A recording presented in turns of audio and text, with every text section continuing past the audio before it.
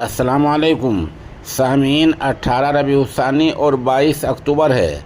ख़बर का उन्वान है यूपी मदरसा बोर्ड। दरअसल इस मामले में आज पीर के दिन सुप्रीम कोर्ट में सुनवाई चल रही है, समाअत शुरू है। बहस ये है कि मदरसा बोर्ड का जो तालीमी मेयार है उसको बुलंद कैसे किया जा सकता है। दूसरी बहस ये है कि 2004 एक्ट को जो हाई कोर्ट ने बिल्कुल रद्द कर दिया था, आखिर ऐसा क्यों किया था जबकि एक मुस्तकिल कानून है।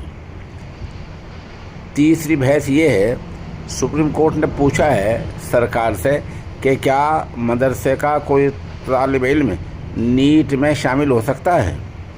सरकारी वकील ने इसका जवाब ये दिया है कि उसको फ़िज़िक्स में और दूसरे शोबों में दूसरे जो मज़ामीन हैं उनमें पास होना होगा उसके बाद। बहरहाल ऐसी बहस चल रही है। खुलासा बहस का ये है कि हाई कोर्ट ने मदरसा बोर्ड एक्ट 2004 को जो रद्द किया था, सुप्रीम कोर्ट में उसके लिए बहस चल रही है, उस पर सुनवाई हो रही है। सरकारी वकील ने यह कहा है कि 2004 एक्ट को रद्द करना गलत है। हम चाहते हैं कि एक एक्ट को बहाल रखा जाए, इसको रद्द ना किया जाए। अलबत्ता जिन चीज़ों से इसका मेयार बुलंद हो सकता हो उनको रखा जाए।